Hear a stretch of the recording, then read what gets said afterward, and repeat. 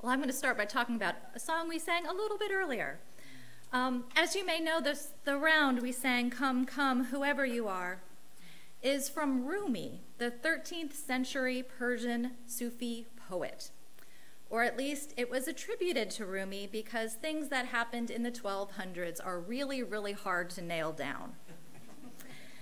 So Sufis are known as practitioners of this inner mystical dimension of Islam. Classical Sufi scholars call Sufism a science whose objective is the reparation of the heart and turning it away from all else but God. It's also known as a science through which one can know how to travel into the presence of the divine, purify one's inner self, and beautify it with a variety of praiseworthy traits. So it might be fair to say that Sufis put their spirit above everything else. But getting back to Rumi's song, I like to think he's inviting us on a pilgrimage. He doesn't tell us where we're going on this metaphorical spiritual journey. And he doesn't seem to mind whether we believe in a grand deity or that we're all very different. We can travel this spiritual journey together anyway. And you know, there's some alternate translations of this poem. "Come, come, whoever you are," apparently can mean wanderers, worshipers, and lovers of leaving can apparently mean heathens, fire worshipers. So you know. So from that, I'd say Rumi was a pretty radically inclusive dude. And there are even some additional lines to Rumi's poem that didn't make it into our hymnal. The verse is, "Come, even if you broke your vow 1,000 times. Ours is the portal of hope. Come as you are." So Rumi is really realistic too. He knows that we have human failings, that we fall off the wagon, or perhaps the caravan, so to speak. But that shouldn't stop us from getting back on and trying again. We are imperfect beings, and sometimes we get in our own way on the spiritual path. Having a spiritual practice doesn't mean it has to be time-consuming or arduous, or that our practice has to be perfect. It's not about achieving perfection or enlightenment or any other idealized state. But before I tell you all sorts of facts and figures about the benefits of spiritual practice, I want to get at what I really think the point is. And I found the point on YouTube. I found it in a 1-minute, 40-second video called "It's Not About the Nail," which I am going to reenact for you. The video is shot over the back of a couch where a man and a woman, who are apparently a couple, are sitting. And the woman begins to speak, and her face is partially obscured. She says, it's just, there's all this pressure, you know? And sometimes it feels like it's right up on me, and I can just feel it, like literally feel it in my head. And it's relentless, and I don't know if it's gonna stop. I mean, that's the thing that scares me the most. It's that I don't know if it's ever gonna stop. And then at this moment, the camera moves, and the viewer can see the woman has a big nail sticking out of her forehead. And the man says, "Well, you do have a nail in your head. It's not about the nail." "Are you sure? Because, I mean, if we get that out of there, stop trying to fix it." No, I'm not trying to fix it. I'm just pointing out that maybe the nail is causing. You always do this. You always try to fix things when all I really need is for you to listen. No, see, I don't think that is what you need. I think what you need is to get the nail out. See, you're not even listening now. Okay, fine. I will listen, fine. It's just, sometimes it's like, there's this achy, I don't know what it is. And I'm not really sleeping very well at all. And all my sweaters are snagged. I mean, all of them. That sounds really hard. It is. Thank you. And so that's pretty much how the video ends. And I have to admit, this video has nothing to do with spiritual practice. But I think it speaks to a human condition that can be helped through spiritual practice. We have to practice so that we can come to terms with the nail in our heads. Try as we might, sometimes we get stuck. We get stuck in patterns of thinking and doing that don't really serve us well. And our only chance of changing them is by stepping away, stepping back out of our habitual patterns of thinking and doing so that we can see things more clearly, the way they really are. And it's spiritual practices that help give us the self-awareness, the discernment, and the perspective to help ourselves. Spiritual practices require us to put our everyday concerns and habitual thought patterns on pause for a while. So putting ourselves on pause allows us to observe ourselves almost as if from the outside.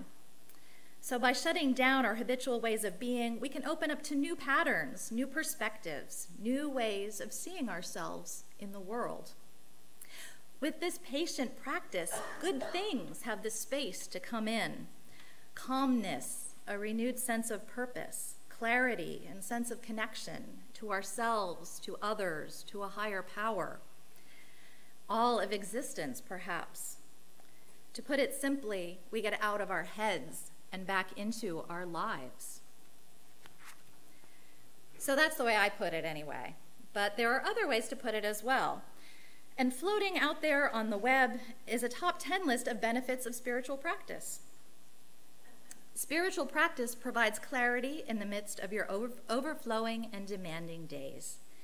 It cultivates the attention required to complete your tasks. It lifts your mood. It creates a sense of steadiness and grounding in change. It keeps you emotionally even-keeled in even the most challenging circumstances. It helps you see your life on a macro level, allowing you to step back and get perspective on the big picture. It helps you understand your life on a micro level. Practice opens the door to a much quieter and deeper relationship with the internal you. It draws you into the simplicity of the moment, keeping you from getting lost in the past or mired in fears of the future. Spiritual practice touches you so intimately that without it you would feel its absence. You live with the assurance of practice being there for you at all times. And number 10, spiritual practice connects you to and reveals true spirit. Practice is where you download profound intuitive messages by opening to your own divine spark. And may I add, if the words spirit and divine spark don't really work for you, you can really substitute any word you like, such as connectedness, wholeness, fully consciousness, oneness. It's all really the same. It means getting out of yourself and into relationship with something bigger, whatever that bigger thing may be. So we have lots of options regarding spiritual practice. While our religion, Unitarian Universalism, expresses the common values we claim and the activities we do together, our faith tradition welcomes and celebrates diversity in spiritual practice. There's an organization called the Center for Contemplative Mind in Society, which is not a UU organization, but on their website they have a tree of contemplative practices, which we're going to see in a moment, I believe. There is a huge range of spiritual practices on this tree, if you can see it above my head. Tai Chi, labyrinth walking, volunteering are spiritual practices, things you wouldn't normally think of. But I've always wondered what makes a spiritual practice spiritual. For instance, when is hiking a spiritual practice or just, hiking? Or what makes gardening a spiritual practice or just growing stuff? So there's a book called Everyday Spiritual Practice, which is kind of the closest thing UUs have to a spiritual practice manual. And the editor, Scott Alexander, says the difference between a spiritual practice and just doing something is 3 things: intentionality, regularity, and depth. So to be a spiritual practice, the activity has to be regular and a significant activity of your life. But notice there's no time requirement for this activity, so some things you do during 30 seconds per day can qualify as a spiritual practice. Alexander says spiritual practice is any activity or attitude in which you can regularly and intentionally engage, and which significantly deepens the quality of your relationship with the miracle of life, both within and beyond you. And this is a really good model to look at spiritual practice, but he's not describing all there is to it. He's describing what we call personal spiritual practice. There are other dimensions of spiritual practice out there.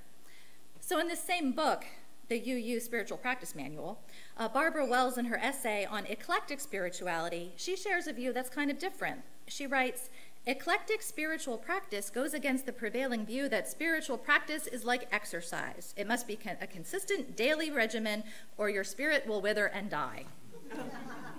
She goes on to say, because this belief is so common, I have on occasion been called to task for not being spiritual enough. But I believe there is no one-size-fits-all spirituality. Every person's spiritual practice will look different from everyone else's. For many, the ideal is a regular practice that springs from one tradition and follows one path. But for others, broader boundaries along which to experience our spirits are what we need. She goes on to say, while my spiritual practice has embraced various sources and forms of expression, it has consistently involved three primary elements: personal devotion, finding a mentor, and worshiping in community. So unlike Alexander, Wells isn't so much about consistency, and she sees spiritual practice as more than just a personal thing. She considers spiritual mentors and worshiping in community to be part of spiritual practice as well. So by being here today in service as part of a worshiping community, you are doing spiritual practice. Yay! And you know, if that word worship is too churchy for you, think of worshiping as meaning nothing more than being here to honor what you hold in highest regard, whatever that may be. Wells also believes in the importance of mentors on the spiritual path, and you know, they don't always have to be ministers. Spiritual direction is a growing field. I know people who have both a therapist and a spiritual director, just to keep all their bases covered. And I know one person who would rather, if she had to fire one, she'd fire the therapist. She'd keep the spiritual director. But yet, spiritual mentors can be fellow congregants, small group ministry members, and family members. We have a lot to learn from each other on the spiritual path through these spiritual partnerships. And there are even more dimensions to spiritual practice. There's a UU adult religious education curriculum called Spirit in Practice, and it outlines 8 spheres of practice. 3 we've already covered: the personal, the communal, and the partnership. The other spheres include mind practices, including study and discussion, the perennial UU favorite, body practices like running or yoga, and creative practices they call soul practices, like painting and music making. And further down the spiritual path are life practices. These practices emphasize the fact that we eventually need to take what we do in private and in our congregations and bring it out into the rest of our lives, in our relationships, in our workplaces, in our interactions with strangers. And the final 8th sphere of practice is justice practice. A fully mature spirituality does not stop at the goal of transforming oneself, but must extend beyond to others and to include a vision for transforming the world. But yet, I don't typically find myself thinking about world transformation when I'm on a yoga mat. Yoga has been my main spiritual practice. Its combination of meditation and motion is really well suited for me. As a non-athlete who tends to live in her head and worked in offices for 18 years, a spiritual practice that gets me moving is a really good thing. And by focusing on my breath and movements and putting my brain on pause for a while, I do gain a sense of clarity and peace. And sometimes when I'm in yoga class especially, I mentally resist the poses I don't like, and I have to examine where that resistance is coming from and how I can potentially let it go, get that nail out of my head. By examining my resistance on the mat, it leads me to examine other forms of resistance in my life, where the resistance is coming from, and how my reaction to it may be serving me well or not so well. So to get a better idea of spiritual practices in UU congregations, I had an informal discussion with a small group of UUs regarding their own personal practices. And even in this small group, the variety of spiritual expression was intriguing and very inspiring. In addition to routine practices, we talked a lot about unexpected moments of wonder, when the moment of spiritual connection kind of bursts in unexpectedly, when bits of nature grab you through the car window when you're speeding down the interstate, or the starry night sky reminding you of the vastness of the universe. Perhaps we can have more of these spontaneous moments of spiritual connection when we are more open to them by regular spiritual practice. Some in the group I spoke with were longtime practitioners working on integrating their practice into every moment of their lives. Others were still on a path of discernment, wide open to all of the possibilities. We talked about gratitude and meditation and nature and gardening and grieving as spiritual practice. We talked about the immense power of stopping and taking 3 deep breaths. We spoke of how spiritual practice can evolve throughout a lifetime, and that enjoying life is a spiritual practice in and of itself.